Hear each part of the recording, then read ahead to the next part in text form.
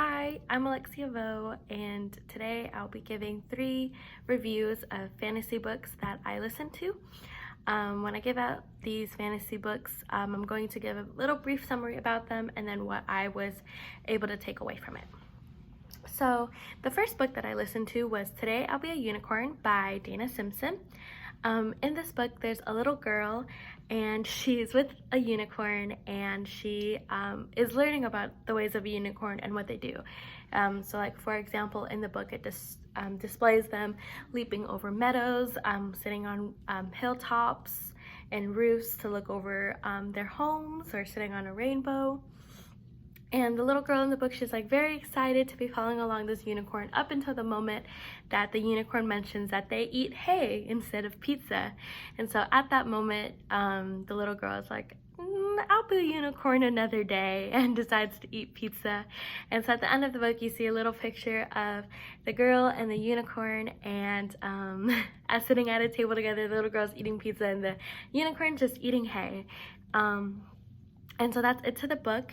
And I thought that was pretty humorous, and I thought it was a good connection because this book was made for babies and toddlers, so like 0 to 3 years old, and it was very easy to understand and follow through. It was very short to read. It was like 2 minutes.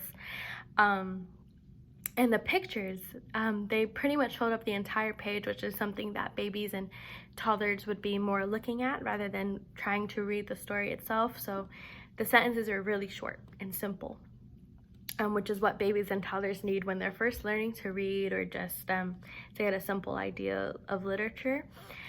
And then also, I thought that little kids, when they're listening or reading the book for themselves, they could relate to the little girl and be like, I love pizza and I would love to be a unicorn, but I don't want to eat hay with them. And so maybe they're like, I'll be a unicorn that eats pizza, not hay, or something. I don't know. But I thought that was a good connection for them, and they might find some humor in it as well, and could relate to a character in the book. And because of that relationship, that connection, I would rate this book a 10 out of 10. I thought it was pretty good. I thought it was very cute and simple, which is what is expected out of a baby or a toddler book.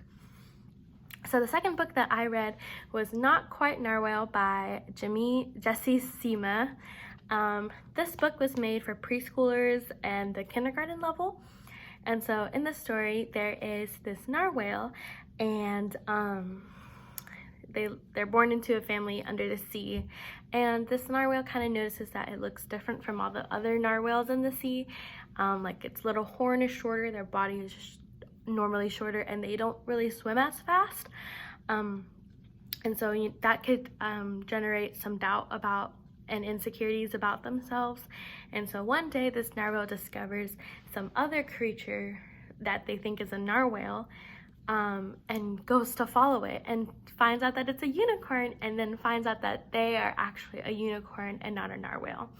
And so when they come back into the sea of their family and their friends, they're really nervous to tell them because they think that they'll judge them for being different. But actually, all of the narwhals already knew that he was a unicorn and not a narwhal, and accepts him. And eventually this narwhal finds a way to live in the best of both worlds and have friends as unicorns, and be able to go under the sea and be friends with the narwhals.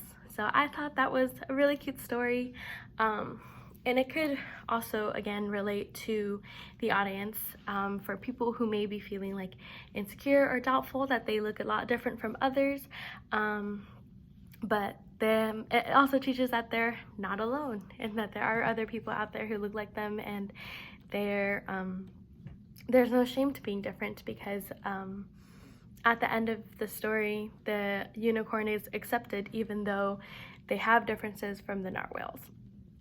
So I thought that was a good story. I also would give this a 10 out of 10 because of the lesson that it teaches about acceptance and our insecurities, and etc. Yeah. And then the last story that I read or listened to was A Big Mooncake for a Little Star by Grace Lynn. I thought this was a really good book. It is also made for preschoolers and the kindergarten grade level. So there is this story, and it's about a little girl, and her name is Little Star, and her mother. And her mother makes this big moon cake, and she tells her daughter, don't eat the moon cake, and that she needs to leave it alone. But when Little Star goes to sleep, she wakes up in the middle of the night and forgets everything that her mother says and eats the moon cake. And she takes a little nibble each night and thinks that her mother doesn't notice, until one night it's all gone and there's just crumbs. And the mother is like, you ate the moon cake, but is smiling about it because she knew that she would eat the moon cake. And her Little Star is like, let's go make another moon cake. And so there's like a little bit of symbolism in the book, if that's the correct term for it, because the moon cake is actually representative of an actual moon.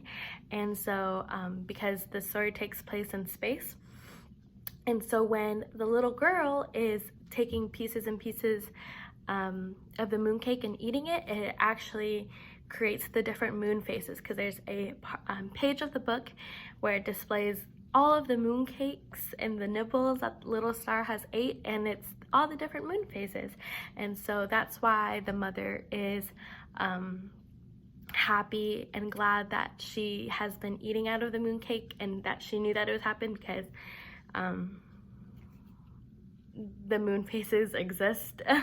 So I thought it was a cute story, and I think that you don't really learn about the moon phases when you're little, so I think this is a really cute story for little kids to think about, and it's something for their imagination too. They're like, oh, we have the moon because there's people up there who are creating the moon for us and eating it or something. So I think it's pretty enjoyable for little kids, and once again, I think having these stories that little kids could relate to is one of like the biggest things about a fantasy book,